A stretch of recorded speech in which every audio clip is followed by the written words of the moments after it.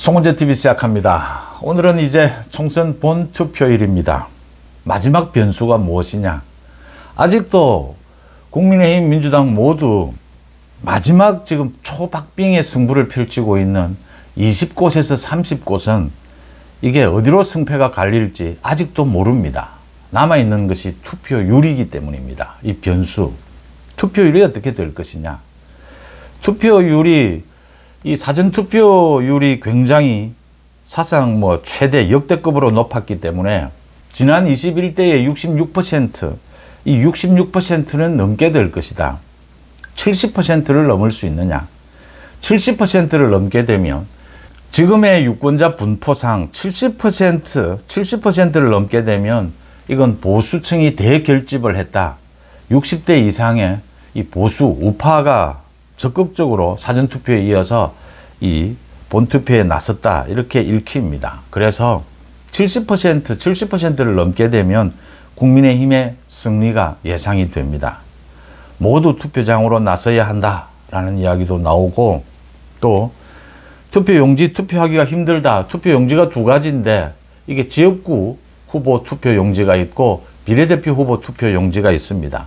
모두 두 번째다. 이게 워낙 길고 이러다 보니까 헷갈린다 이러는데 국민의힘 지지층은 두 번째 기표를 하면 된다. 이제 이런 자세한 안내까지도 나오고 있습니다. 한동훈 위원장이 어제 마지막 유세에서 이야기한 부분입니다. 딱 한 표가 더 필요하다. 나라를 지켜야 한다. 지금 야당은, 이재명과 조국은 우리가 이만큼 번영된 나라로 만들어 놓은 이 나라를 쓰레기통에 처박으려고 하고 있다. 이런 대한민국의 번영 뒤에서 각종 이권을 누려온 이재명과 조국이 이 쓰레기통에 처박으려고 하고 있다. 이 나라를 지켜야 한다. 딱 한 표가 더 필요하다라고 했습니다. 한동훈은 그러고 쓰러졌습니다. 어제 탈수 탈진 증상으로 이 마지막 유세를 하고 난 다음에 그 뒤에도 서울대학로나 홍대 쪽으로 지원 유세를 갈 예정이었는데 모두 취소가 되었습니다. 한동훈은 또 어제 생일이었다라고 합니다. 유세를 모두 마치고 난 다음에 간단한 이 축하 파티도 할 생각이었는데 모두 취소가 되었습니다. 한동훈 지난 선거운동 13일 동안 모든 것을 불살랐습니다. 또 정치판에 들어오고 난 다음 이 100일 동안 정말 몸도 피곤하고 이 정신적으로 마음으로도 굉장히 힘들었을 겁니다. 난생 처음 이렇게 선거를 총책임을 지고 치렀고, 또 굉장히 어려운 상황이었고, 또 집권 여당의 대표였습니다. 대통령과의 관계 이런 부분에 있어서도 대통령과 이렇게 생각이 다른 부분도 있었고, 또 그걸 맞춰가면서 상당히 많은 고민들이 있었을 겁니다. 분명한 것은 하나도 없었습니다. 그러니까 이게 선거에서 승리하는데 도움이 될지 손해가 될지 많은 자료들이 있고 많은 이 조언들이 있지만 확실한 것은 하나도 없습니다. 승부라는 게 언제나 그렇지 않습니까? 상대방이 있기 때문입니다. 그런 상황에서 매 순간 지난 100일 동안 한동훈 자신이 거의 혼자서 결단을 내려야 했습니다. 또 내려왔습니다. 또 선거운동 기간 중에도 하루에 20곳, 30곳 살인적인 이 유세 일정을 소화를 했습니다.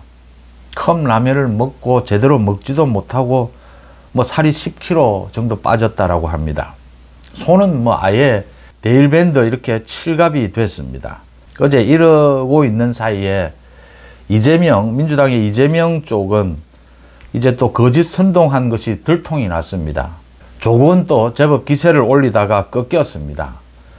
그러니까 이재명의 이 민주당 쪽이 계속 김준혁의 그 이화여대 성상납 부분입니다. 미군 성상납 부분. 이걸 이화여대 총동창회에서 문제를 삼고 있는데 반박한답시고, 이건 민주당의 선거 공작입니다. 또 막판. 이 거짓 선동이죠. 기자회견을 열었습니다.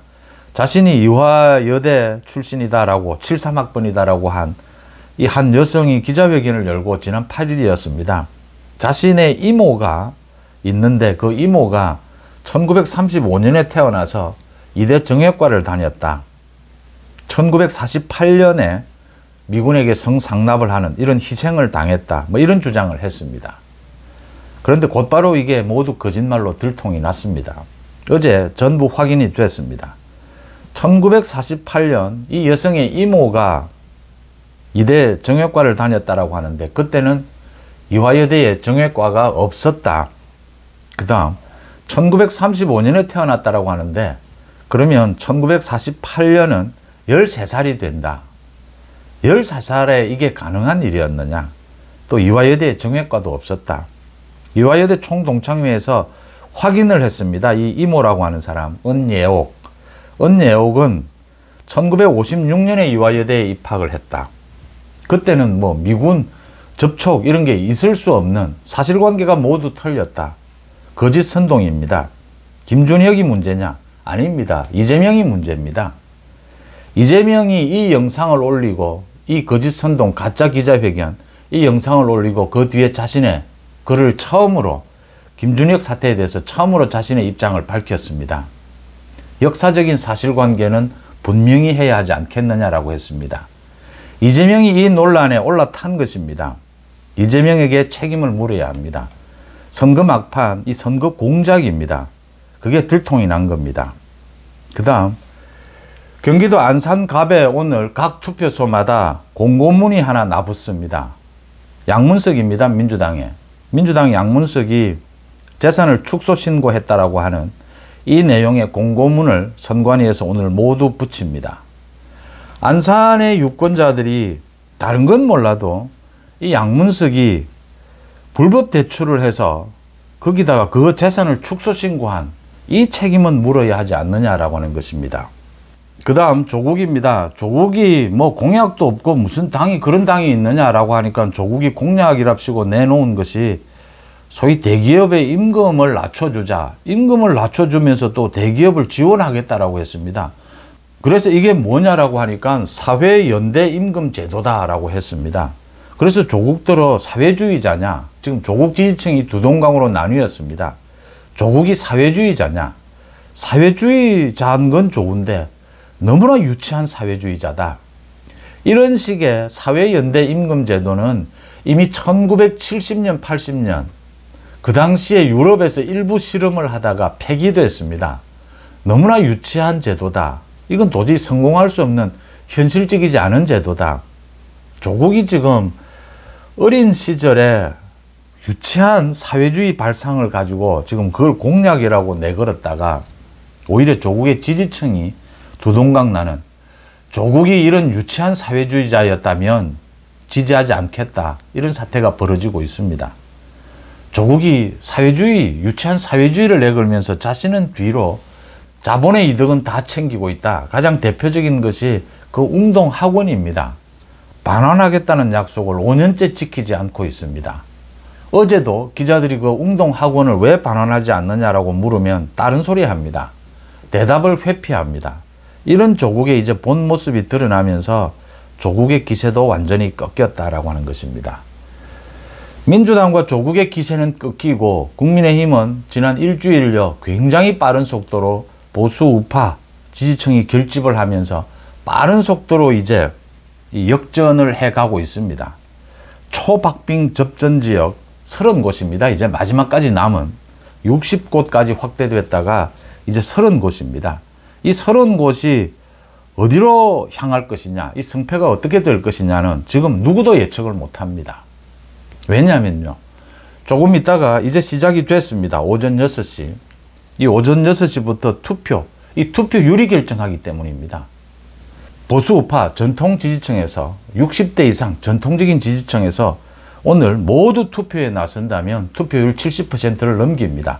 투표율 70%를 넘기면 초박빙 접전 지역 30곳이 국민의힘으로 넘어옵니다. 그러면 국민의힘이 과반 승리입니다. 이재명과 조국이 과반을 넘기게 되면 걷잡을 수 없이 이 국정은 혼돈 속으로 들어가게 된다. 한동훈의 말처럼 이렇게 키워온, 피땀 흘려 키워온 이 대한민국을 이재명과 조국은 쓰레기통에 처박으려고 하고 있다. 대한민국을 지켜달라라고 했습니다. 그리고 한동훈은 쓰러졌습니다. 이제 투표가 시작이 됐습니다. 송재TV 마칩니다. 고맙습니다.